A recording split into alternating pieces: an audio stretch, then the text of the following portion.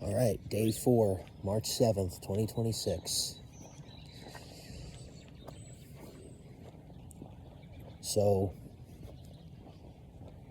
I'd like to discuss something that came to me last night when I was at work. And I feel this is very important because I feel this is something we can all relate to at one point or another, especially if we're trying to grow in our faith. Stop looking at the signs that you're getting. Just stop looking at it. You know, there have been a lot of things happening to me in the past couple of months, and they're good things. They're good. But I've been so distracted by the signs that I haven't been thinking about how this is increasing my faith. I've just been so preoccupied with, like every time a sign would happen to me, I would just ask God, is this what you're intending to do to my life? Is this what you're doing? Is this what you're doing? And I make the situation and the sign that's attached to the situation an idol. That's what I'm doing. I don't want to do that, but in the end, that's basically what I am doing. And I've been thinking, well, okay, if that's what I'm doing, then where am I going wrong here? And I started to think about the New Testament when Jesus was performing signs and miracles in front of the people that believed in him. And then I started to realize, you know, he didn't do anything wrong when he was arrested and crucified. He didn't do anything wrong. He could have performed a miracle in front of Caiaphas, in front of Herod, in front of Pilate, even in front of the Roman soldiers. And he didn't. Why not? Why did he perform miracles? And, you know, this is something I've always wondered ever since I was a kid. Why did he perform miracles in front of the apostles and in front of those who really were just, they never asked for anything? You know, he just performed miracles in front of them, but he didn't perform miracles in front of those that crucified him. I'll tell you why. Jesus said, if you have faith as tiny as a mustard seed, whatever you ask for in prayer, believe that you have received it and it will be yours, right? Well, the people that he did miracles for, they never asked for a sign. They just believed in him. Not because of what Jesus could do, but because of who he is. There's a difference.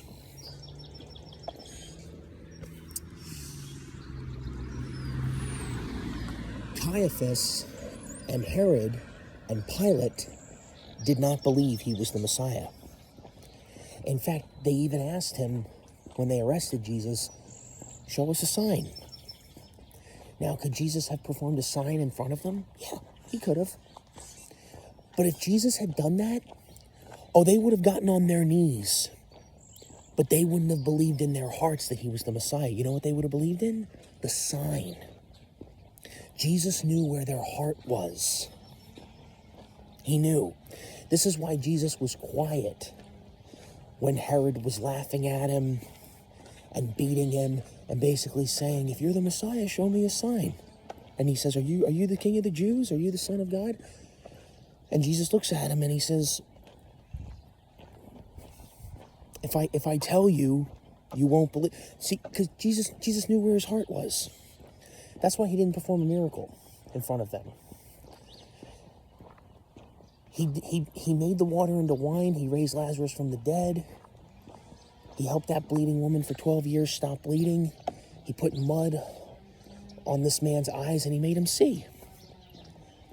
They never asked for any of that. They just believed that he was the Messiah. That's it. That's all it is. It's faith. So, there have been a lot of things that have been happening to me, and I've been constantly asking God, God, what are you trying to show me here? What is this? And then something will happen, like a phrase will come into my head, or I'll start putting things together in my life, trying to connect the dots. And sometimes I wonder if this is God talking to me, or if this is me trying to make sense of my life. Like I said, be careful where your heart's leading you. This is why you can't follow your heart. You gotta follow Jesus. You can't rely on your heart. Basically, you might have some things in your heart that you feel are a good idea, but basically, you don't want to follow your... When I say don't follow your heart, I'm basically saying don't put your heart first. Because your heart can deceive you.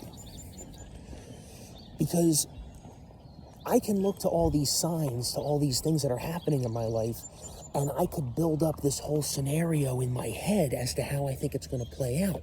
And then reality sinks in, and then I realize, oh, that's not what it is. And then it's anxiety and depression and anger and frustration all over again. And I think this is partially why Judas did what he did when he betrayed Jesus, because he built up this whole idea in his mind of how Jesus was going to take down the Roman soldiers. And that's not what Jesus had in mind. Jesus was never going to come to take down the Roman soldiers. If anything, the Roman soldiers are going to be joining us. And the disciples are like, what? How does that make sense? Jesus never told us to make sense out of it. He just wants us to trust him. That's it. But because we live in a world that has results and, time attached to it, and everything has to have meaning here, well, no. First of all, nothing in this world has meaning. If you just read Ecclesiastes, this whole world is meaningless. The only thing that has meaning at all is Jesus Christ. This is why you have to put him first in everything you do, and then you will have meaning. Why? Because of him. Not because of the works that you're doing.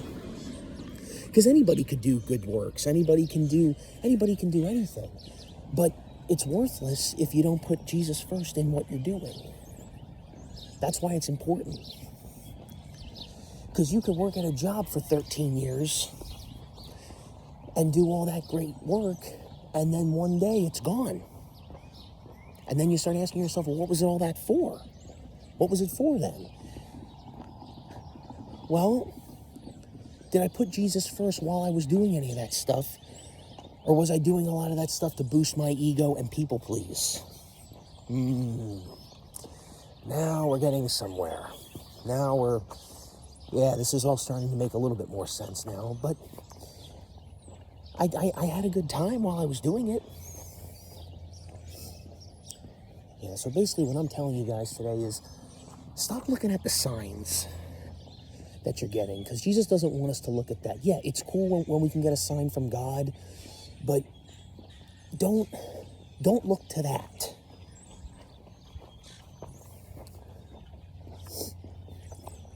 And even if you do get a sign from God, and you know it's from God, and it's been confirmed to you,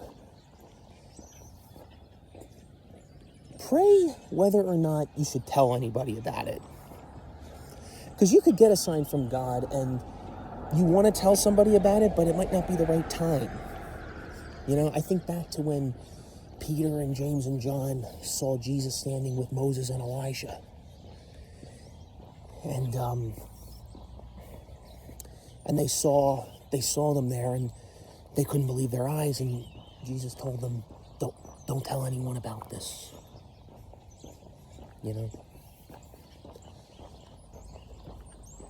Or was it the time when, no. It was, I think it was probably when Jesus asked Peter, who do you say I am? And Peter said, you are the Messiah. And he said, don't tell anyone about this. Because Jesus knew what was going to happen. And that's another thing, because when I look to the signs of things happening in my life, I'm always asking God, what are you trying to show me? What are you trying to show me? And sometimes, you just got to take a step back and say, you know what? I'm surrendering all this to you, Father. I'm not going to worry about it. I'm not going to lose sleep over this. I'm not going to get anxious over this. Because Jesus even says, can being anxious add a single hour to your life? No. So why are you being anxious about it? In fact, we have a loving God that loves all of us. And God even says over and over again throughout the Bible, don't be afraid. Where does anxiety come from? Fear. Fear of what? I don't know. Whatever it is we're facing. So that's pretty much all I got today. So when it comes to... So I'll end with this. Instead of looking to the signs and wondering what God is doing in your life, if you're praying for that or asking God about that, you got to surrender that, and you got to do that by trusting in God. And that reminds me of Psalm 37, verses 3 and 4. I don't remember it off the top of my head, but it basically says, trust in the Lord. Basically, it says to trust in the Lord and do good. And I think it's trust in the Lord, do good, and you will dwell in the land or something. It's something like that. Basically, it means trust in God and don't look to anything else. It says exactly what we've been talking about. Trust in God and don't lean on your own understanding. Because your own understanding could be wrong. And God isn't wrong. He never is.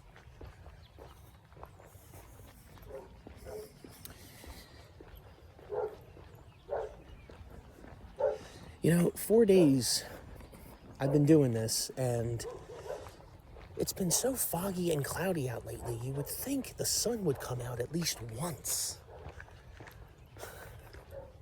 It'll come out eventually. I mean, the sun is out. I mean, how else are we getting light? But I just don't see it. It's just nothing but clouds.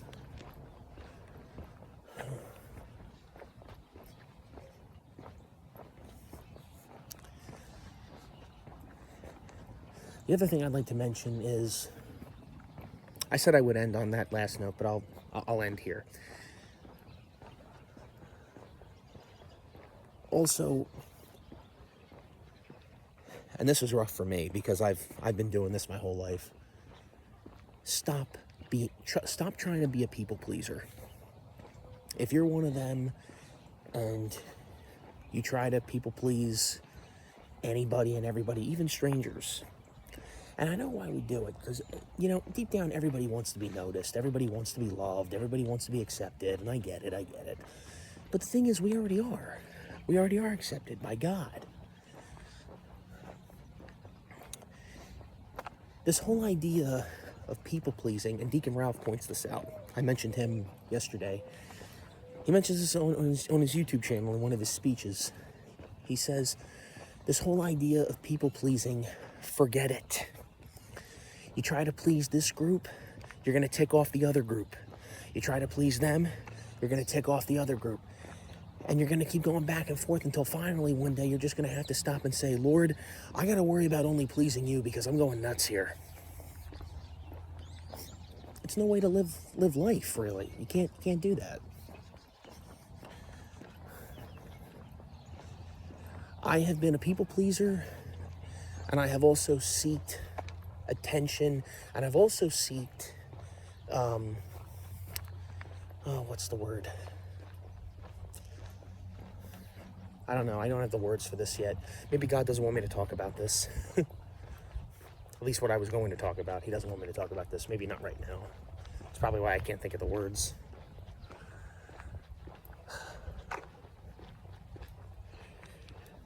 Well, spring is coming up soon. We're, 29 days away from Easter? Man, it's going to be a good time. Yeah. So that's pretty much all I'm going to say today. Don't be a people pleaser. Put God first in your life. Look to Him and Him alone, and don't look to the signs. Because whatever God is doing, it's going to be 10 times better than you ever expected. Better than any scenario you've ever built up in your mind. Whatever scenario you're building up in your mind as to what God is doing in your life, if it's a good scenario, because it's always good. That's how you know it's coming from God. Even if it looks bad, it can still be used for good. What the devil uses for evil, I will use for good. Still praise God, no matter what. It's going to exceed your expectations better than you ever could have thought possible. I'll see you guys tomorrow.